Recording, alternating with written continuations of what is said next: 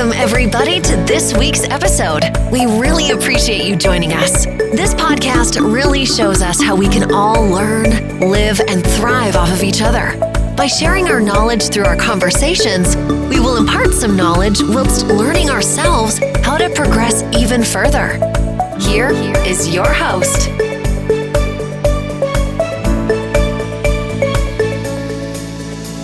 Welcome, everyone. This is Mary Scott. And today's guest, are you ready for this?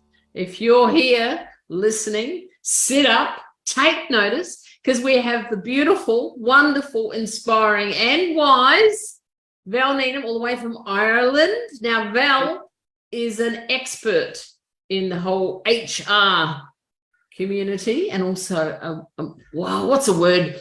An inspiring leadership coach. Welcome to you, Val. It's morning for you, and you look gorgeous this morning. Thank you so much, Mary. It's an honor and a pleasure to be with the wonderful Mary Scott this morning and the community who are watching. Yes, it is morning here, and not a very bright morning, but I'm bright myself and delighted to be here. I appreciate the kind offer and invite, should I say. So yes. Oh, that's fantastic. And you're a bit of a morning person, I understand. Is that right? I am. I wasn't before. Years ago I was more a night owl, but I have very much become a morning person. Yeah, probably not up as early as you, but I definitely would be starting my day around 6-ish. Well, that's pretty cool. And has personal development been around in your life for long, or yesterday or 5 years ago? A long time. So it first started really, Mary, when I studied psychology when I was 18 years of age. And I've always had an interest in personal development and the behavior of humans. So I had a few pivotal moments in my life. First, when my dad died, I was 25, and that took me on a different personal development journey. I got counseling, I got support. And I have to say, I always get support, professional support, when I need to. And I recognize that, because if I don't care for myself, I can't care for anyone else. So that was a sad time in my life, but it really helped me to look at myself and my own issues. Then again, another 10 years later, I went through a divorce, and again, I got help. And that really helped. And I think in both those situations, obviously they were sad, but what I learned is to become more resilient, Mary, and to have more perspective on life. And then I did a diploma in coaching, and that was the most experiential, I'll say, study or course I ever did. My degree was more theoretical than it was experiential. And wow, I read some fantastic books, and I think that was the start of my trajectory with being much more positive and being tapping into my mindset more and creating rather than looking at my own or being held back by my limiting beliefs. So I just love personal development. I am an advocate of it. I strongly believe it. If we bury our feelings buried, feelings, what's the saying? Basically, if you don't deal with them, they come back to haunt you. And I certainly believe addressing them is so much better for us as we get older, because as we get older, our feelings and our past comes back to haunt us. So, and I'm a huge advocate of coaching. I had an opportunity to go down the counseling route, and although I have got counseling myself, which is extremely beneficial depending on what you're going through in your life, coaching for me is more present and future focused, and I love that. So that's lovely, isn't it? It's counseling is 80% of the past, 20% of the present and future, whereas coaching is the opposite way around, 80% of the present and future and 20% of the past. Wouldn't you agree? I was thinking about that. I think, wow, you have so much knowledge, and that's a very good point, isn't it? helping people to be in the here and now to make a difference to their future. That's what you're saying, isn't it? Yes, absolutely. Because look, we can't change our past, I believe. We can address it, deal with it, look at it, but it's the present we can influence and our future. Well said, the influence factor. But, being on that journey, 18 years old, how wonderful, to be able to say, a couple of years later, wow, this is when it all started. This is when my informed journey began. Yes. And it's funny because you talk about pivotal moments in your life. The passing of your dad in 25, that's young, that's real heartbreaking stuff at that age. Yeah, it was. And it takes a lot of people out of the game. And then you mentioned divorce, which is another major contributor to people going out of the game or never doing that again. But what you say about it is that you came out with it with this understanding about how good it was to be resilient. Yes. Such a good word, isn't it? What does resilient mean to you, Val? You're a learned woman. You're an academic. You're all of these things.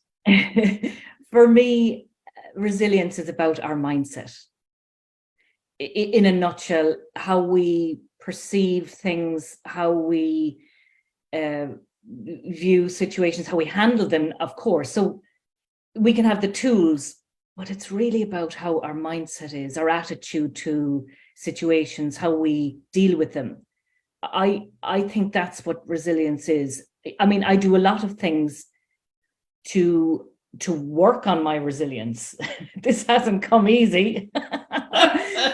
No, listen.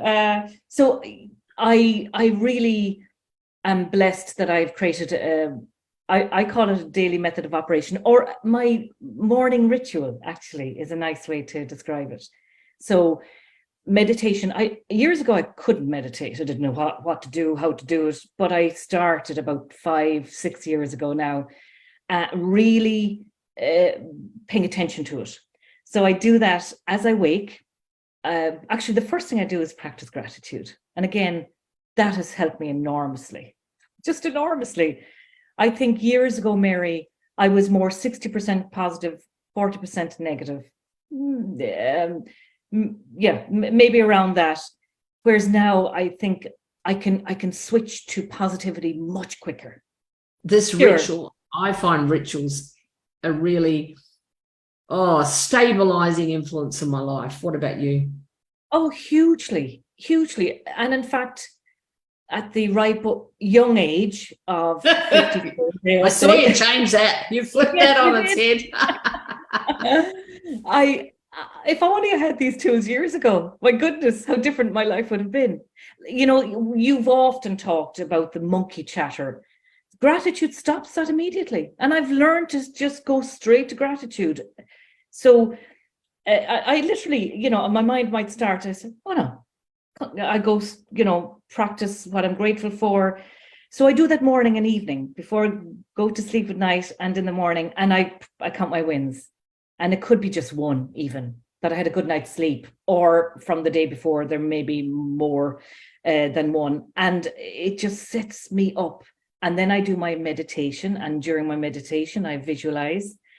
And it depends. Mostly it's just looking at my future briefly and, setting my day up for success.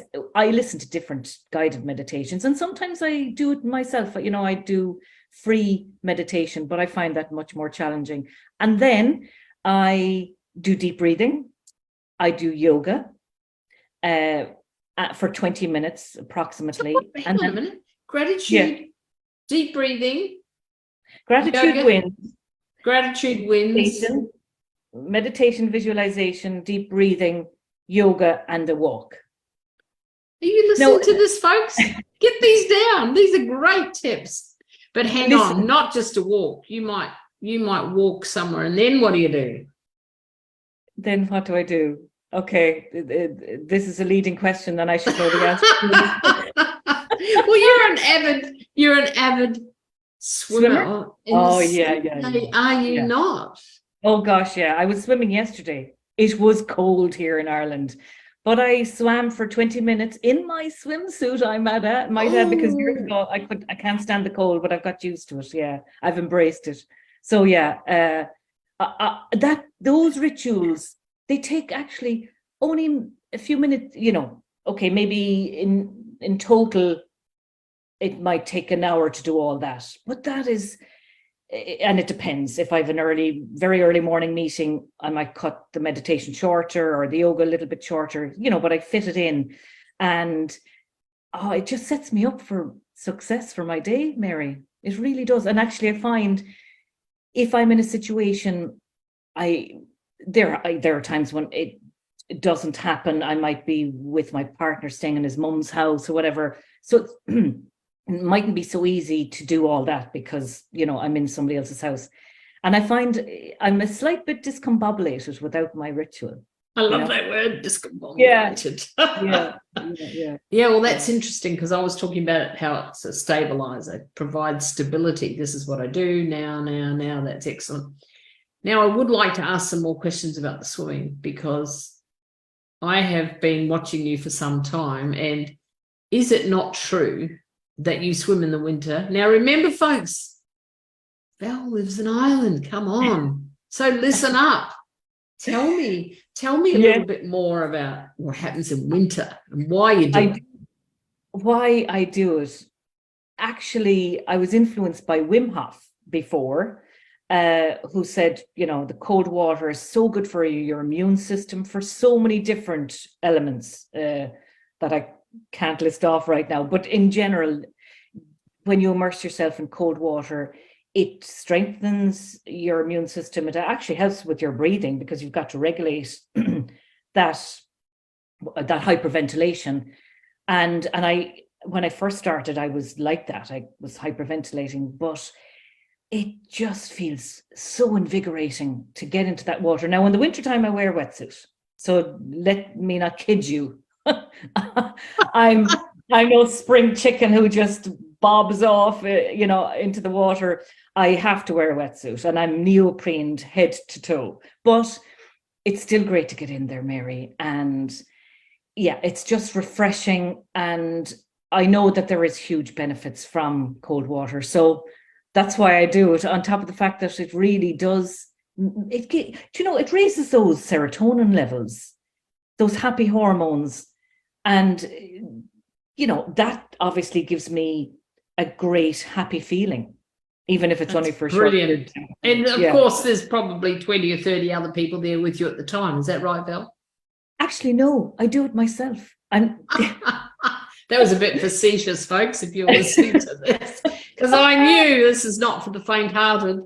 Because, we started off talking a little bit about resilience and how it's been character building for you to have different events, pivotal moments. You mentioned some very significant ones that were heartfelt.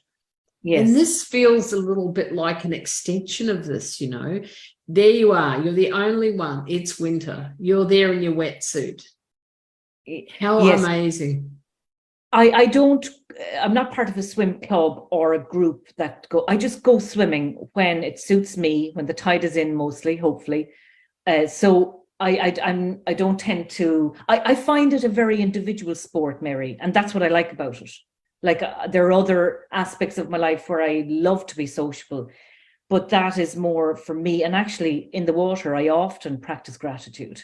Now, when you're in the middle of the sea and it's cold, it's a bit hard. Just breathing is all I can do, but I give it my best shot. Yeah. Now tell me something. What's the greatest part about being a leadership coach? Oh, that I help people to prosper in their lives, that I can help them to feel empowered and to be empowered, to find what they're passionate about and go after that. That's what I love about it, that I can profoundly help people to be their best selves or bring out the best in them. But it's, as you well know, Mary, through questioning, so it's eliciting and extracting out of them the answers that they have themselves. you know. Beautifully said. And underpinning all that is your belief and your fundamental values about personal development. Is that informing your work, do you think? Oh, absolutely. 100%. What I've learned throughout my life very much comes into my work with my clients. And I think that as I have as my life has progressed, I was going to say got older. I don't like to say that too much. But anyway, progressed is great. I love it. Yeah. I find that the knowledge I have gained, even over the last 6 years, has been phenomenal and hugely beneficial to me as a coach to be able to add value to others, you know? So absolutely. Yeah. Go on. And what I was going to say is, by being resilient and doing all those morning rituals, it's calmed my own fight or flight, Mary, to such a degree that I can be much more observant, respond rather than react. No, not all the time. I'm good with my clients, maybe not so good with my kids or family members, depending on who. But, you know, it genuinely has helped me to recognize, now I know when I'm in that fight or flight much more than before, because before I lived in that state, you know. So those tools and techniques have been cumulative in terms of the build up to my resilience. Sorry, I know I digressed from personal development, but I do believe they add to my personal development journey and to that toolkit, let's say. Yeah, that's really good. And I noticed before you made a distinction between academic learning and experiential learning. Yes. And now I'm hearing that what you have experienced, and forgive me if I've got this wrong, what you've experienced, you're able to then deliver and be with an enormous amount of awareness with your clients. Absolutely. Is that what you're saying? Absolutely. And I use, what comes to my mind is empathy. Empathy is very different to sympathy. Empathy is where you genuinely understand how it feels for the other person to a certain degree, but you don't, and you're stepping into their shoes.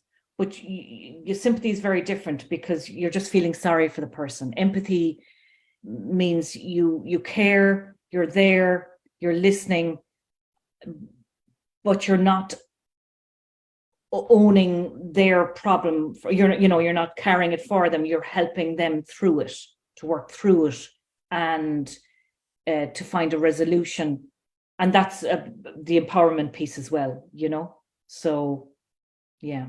Yeah, you're looking for an outcome. That's a resolution. That's pretty cool, isn't it? And I like that distinction about empathy and sympathy. I remember years ago I was talking to someone and they said, empathy is being with and sympathy is lying down with them. I was like, okay. It's quite simplistic, but It is. I think it's whatever gets the message across, and beautifully said. So if you knew someone that you thought would be someone that would benefit from personal development, what would you say to them? I would say embrace it. Don't ignore or avoid. Take action to live out your own personal development journey. And that could be simply by starting to listen to podcasts even, or definitely, as you know, and I know, Mary, people who are coached are far more aware and equipped to deal with life in general, business and personal. Yeah, that's true. Yeah, I definitely think personal development helps us more than anything in our lives, really, because it does, as I mentioned, not to be repetitive, but not only does it build resilience, but it builds self-awareness, self-confidence, self-esteem, and it can help with so many areas of our lives. For example, relationships. We all are in some type of a relationship with somebody, even if it's our dog, you know. Absolutely. And it does help enormously. Yeah. So what about generations, teaching other generations? Are your kids into personal development? They are, because I'm into it. Yeah. I suppose I've led by example in that respect. They've listened to some of the statements I make, and they definitely have taken them on board. And I see the people they are, that they've turned into, the beautiful human beings. And I definitely feel a proud mum that they've taken on board some of what I've said. And it's not that I've sat there and taught them like a teacher in a classroom. It's been more just flowing in life, just on a daily basis. Does that make sense, Mary? Yeah. Well, it makes sense in that what you said before about your clients, as well as taking action. And, you know, when you can demonstrate and walk your talk by taking action, people notice, they look and they go, well, what's she up to? Because Yes. talk is cheap, Val, isn't it? Have you noticed that? Talk's cheap.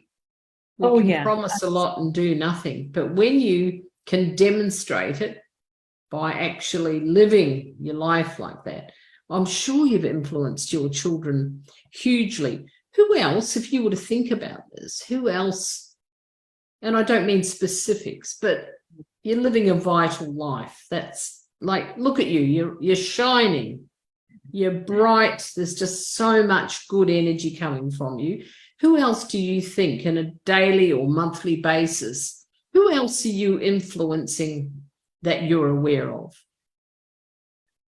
My partner, but in general, my followers, my clients, obviously, my friends, you know, some of my closest friends, and perhaps people who I don't even know.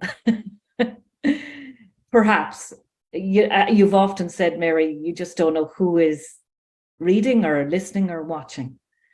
I agree. Well, just think of it. This is what we know, but what's happening is triple, quadruple that. And I love what you say about that. Oh, I'm certain, by the way, that you are influencing others that you haven't even met yet. And one of the things that I know about you is that you are consistent in your posts. Your messages are very consistent, and you show up all the time. And I would think that you've got some followers, or what are they called, voyeurs, watching and noticing. And I think when you walk your talk to the degree that you do, it can be a profound difference. It makes a profound difference in not only your life, because you're testament to that, look at you, but to others. And it's a bit like sowing seeds, isn't it? I love spring for that reason.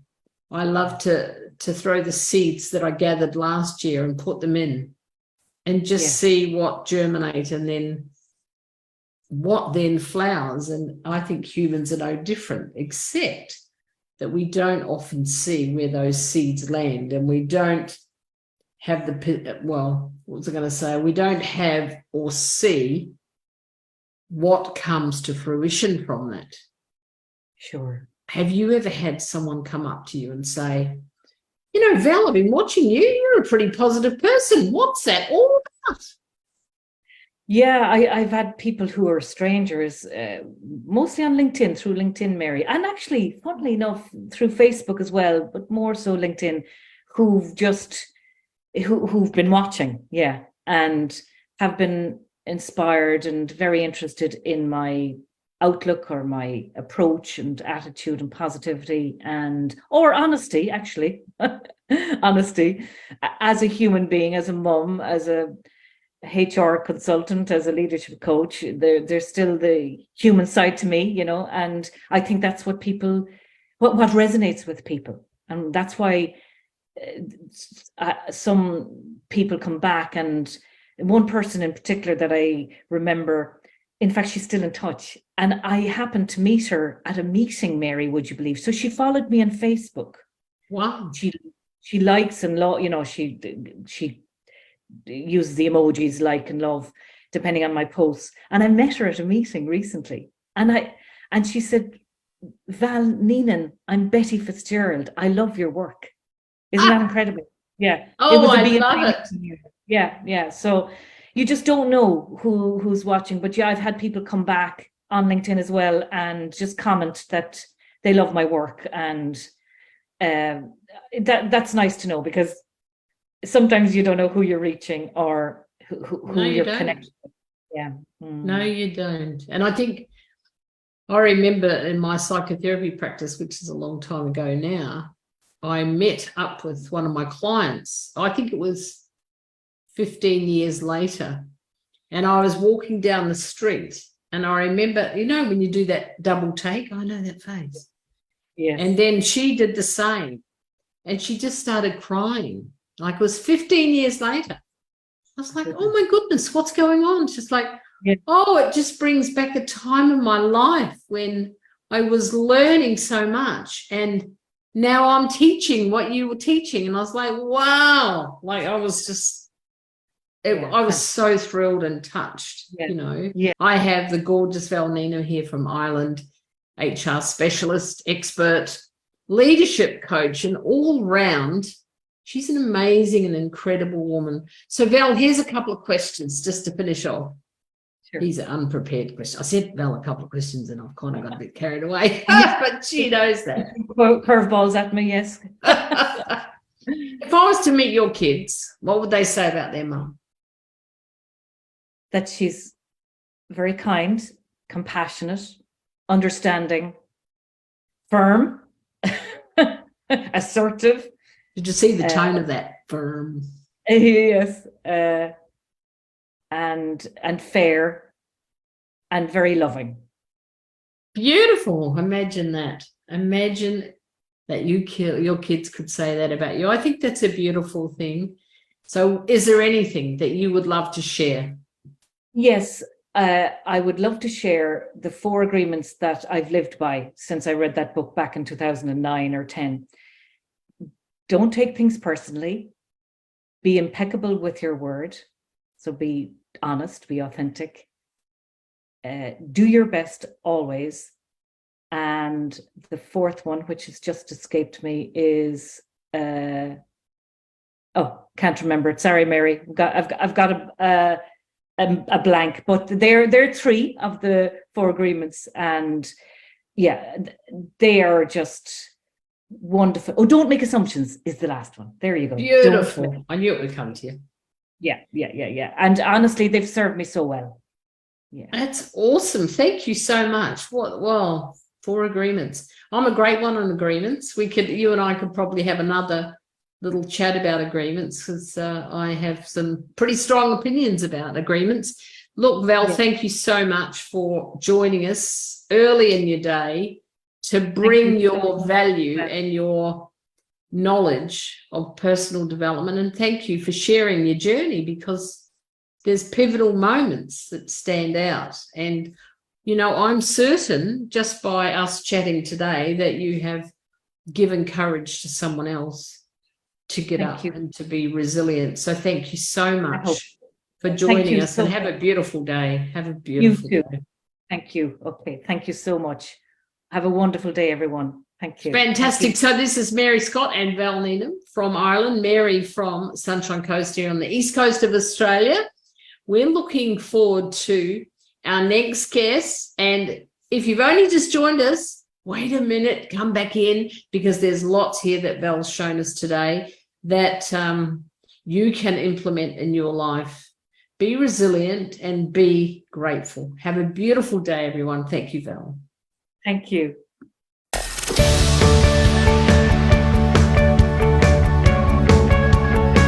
This week's episode has come to an end. But the fun doesn't have to stop here. If you have any questions, suggestions, or feedback, head over right now to Twitter and Facebook and like, share, and get involved. Join us next time.